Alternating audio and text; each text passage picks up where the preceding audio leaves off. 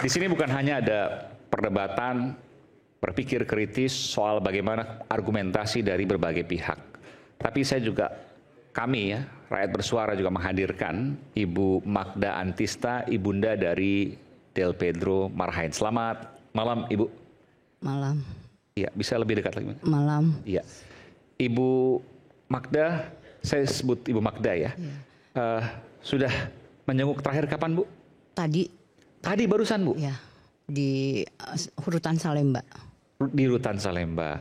Apa yang Ibu sampaikan kepada yang bersangkutan? Atau apa komunikasi seperti apa yang disampaikan? Bisa lebih dekat lagi, Bu ya?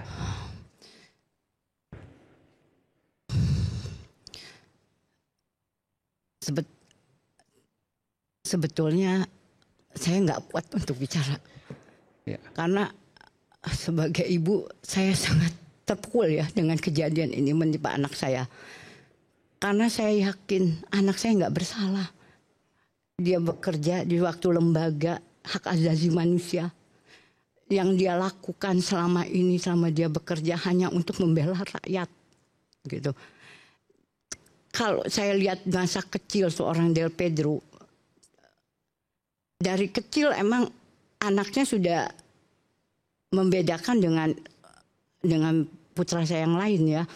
Jadi waktu kecil juga lebih peduli dengan masyarakat kecil, dengan orang-orang kecil gitu. Dari misalnya apa, Bu? Misalnya apa? Seperti di SD. Di SD itu kalau dia dikasih bekal sekolah, nah nanti pada waktu dia pulang sekolah, tukang jualan es minuman itu selalu minta uang ke saya untuk belum bayar, adik belum bayar. Ternyata uangnya dikasih untuk anak orang yang nggak mampu, tukang beca seperti itu. Nah dari kecil mungkin karena namanya Marhen sehingga jiwa dia benar-benar dia jiwa yang bersosial, peduli dengan rakyat kecil, peduli dengan orang-orang tidak mampu gitu. Itu sudah kelihatan dari kecil itu. Dari SD, Bu ya? Dari SD. Jadi dia minta uang jajan. Tapi nggak dipakai. Dia kasihkan ke orang-orang yang membutuhkan. Betul, karena dia sesekali kemudian dia ingin es misalnya. Iya, beli minuman. Beli minuman. Dia nggak bayar. Dia nggak bayar, tukang esnya bilang mungkin dia waktu itu bilang ke tukang esnya, nanti minta langsung ke ibu saya. Iya, karena saya jemput kan pulang sekolah. Gitu.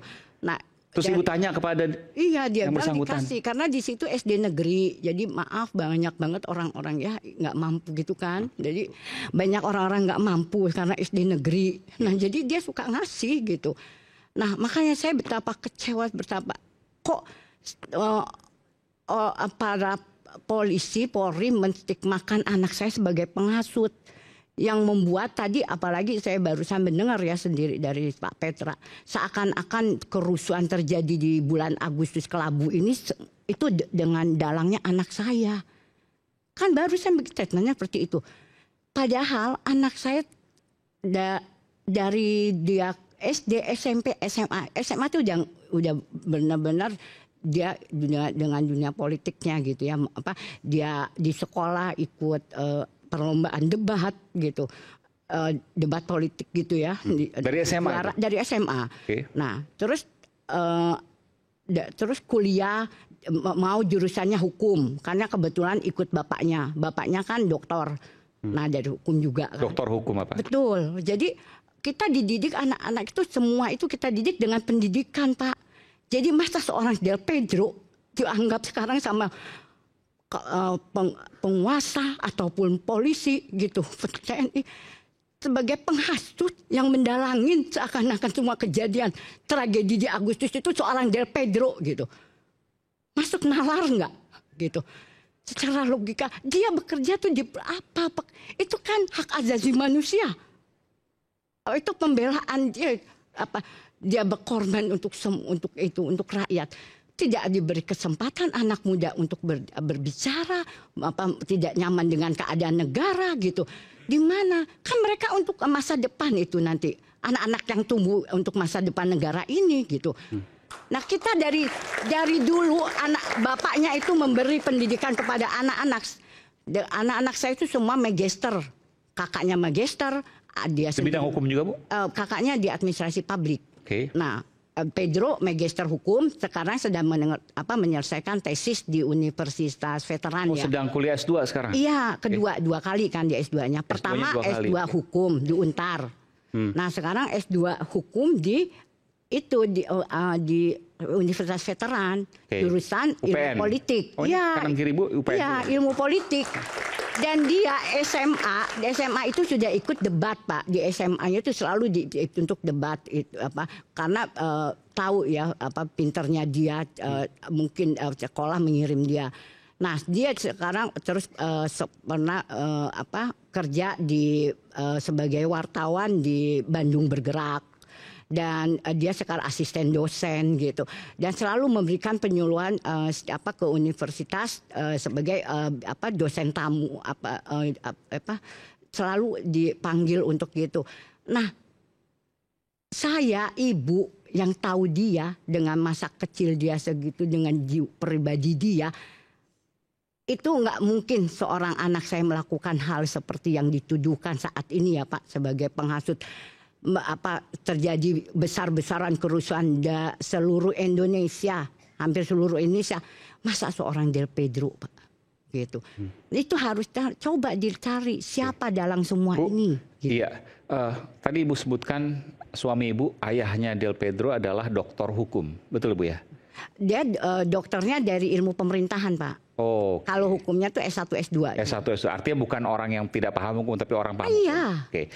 Apa yang disampaikan oleh Bapak terkait kasus ini? Iya, saya sebagai ibu dan ayahnya kita sebagai orang tua ya. Sebentar, Bapak tidak percaya. Suami Ibu ASN? Kenapa? ASN atau Dosen swasta? Pak. Dosen ASN atau? Dosen ada itunya. Iya dosen. Dosen ASN? Enggak. Bukan, swasta. Baik. Apa yang disampaikan Bu? Jadi ya menganalisa lah dengan kejadian anak ini. Hasilnya? Hasil analisanya? Ya yakin anak saya tidak bersalah. Kalau dari itu. Apalagi dengan peradilan kemarin ya. Dengan itu yakin sekali gitu. Dengan saksi ahli bicara. Dengan situ yakin nggak. Bapak juga selalu ikut untuk itu? Ikut. Yakin tidak bersalah anak saya. Yakin itu. Kebetulan tadi kata Pak siapa tuh bahwa mungkin Del Pedro berada di tempat yang sial aja. Apes, Pak Sugeng. Ya. Apes. Kebetulan terjadinya bukan dia, tapi orang lain, tapi dia harus dikambing hitamkan. Itu aja. Sampai detik ini Ibu yakin tidak ada satu titik pun Del Pedro?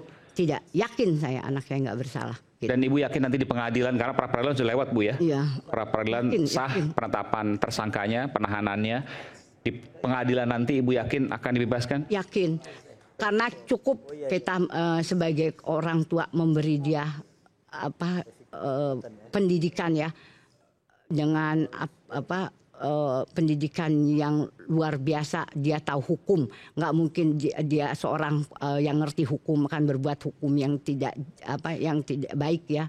Makanya yakin saya anak saya nggak bersalah gitu. Dan jiwa sosial, jiwa untuk keadilan, lebih kepada rakyat kecil itu sudah dia lakuin dari usia dia masih SD, SMP, SMA sampai dia kuliah gitu. Selalu lebih mementingkan orang lain daripada diri dia sendiri. Masa kecil nih, dari kecil SD, nah kakaknya itu kan bermain dengan remote control pada saat itu robot-robotan.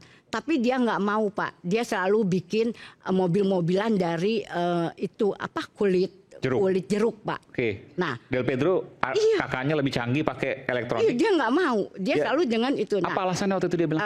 Saya nggak, dari situ saya juga udah melihat nih anak kok lebih gimana ya jiwanya, nggak seperti anak-anak yang lain dengan pengen barang-barang yang bagus gitu, enggak. Nah terus dia selalu bermain dengan gini, pakai gagang sapu, terus dia kasih ember kiri kanan tuh digotong seperti ini. Ember itu dia jadi ini tukang itu air keliling itu Pak. Oke. Nah mainannya seperti itu, atau dia pakai dus itu terus dikasih botol-botol aqua, jadi tukang asongan. Atau dia main lagi jadi tukang sol sepatu, dijejerin sepatu-sepatu. Ibu sempat tanya waktu itu, kenapa kok seperti itu? Dia suka gitu. Jadi dia tuh di SMP kalau ada temennya disakiti ya, pasti dia bereaksi. Nah sampai saya sering dipanggil di BP tuh bilang gitu, kalau dilihat dari seorang De Pedro dengan wajah coolnya ya, jadi nggak nyangka ya Bu kok keras begitu gitu, maksudnya anaknya gitu.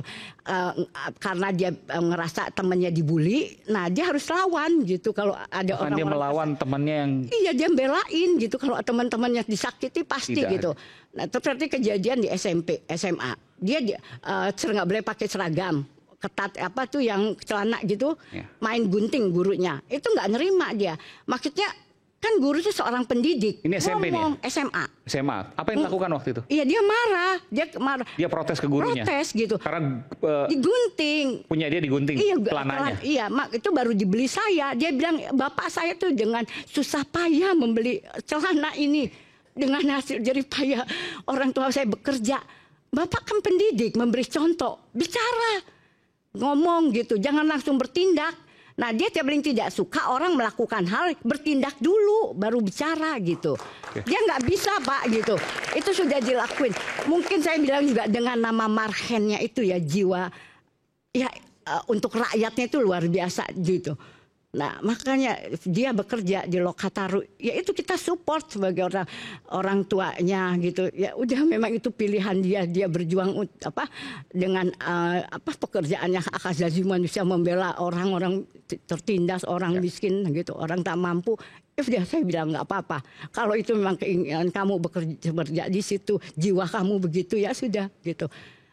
Saya pikir gitu. Jadi kalau dengan kejadian sekarang membuat dia dibilang sebagai provokator dengan kejadian yang luar biasa. Ini kan luar biasa Pak. Huru-hara ini kan ya terjadi di mana kebakaran, ada yang meninggal, korban dan sebagainya gitu. Apa itu Del Pedro? Terjadinya pelindasan untuk ojol itu apa dari karena ulah Del Pedro? Sehingga itu. Ya itu. Cobalah.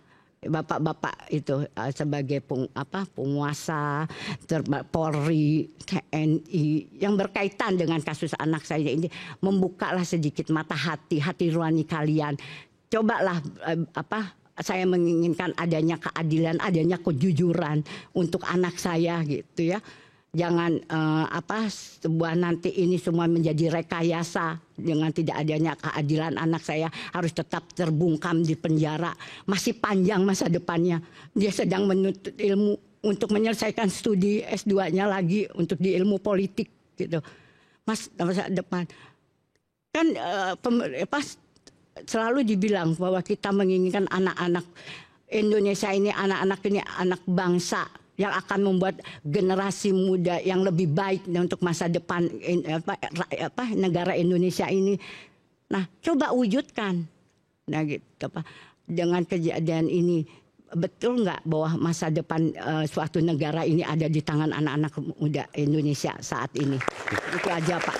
Terima kasih. Semoga hati nurani pembicaraan saya ini didengar semua, terutama untuk Presiden Prabowo. Oke, apa yang Ibu ingin sampaikan ke Del Pedro? Apa yang Ibu selalu sampaikan ke Del Pedro ketika Ibu bertemu? Doa apa yang Ibu sampaikan?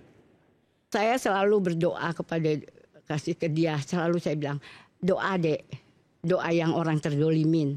La ilaha illa anta subhanaka kuntu minaz zolimin. Saya selalu gitu Pak. Karena saya yakin ini hanya zolim dia Pak.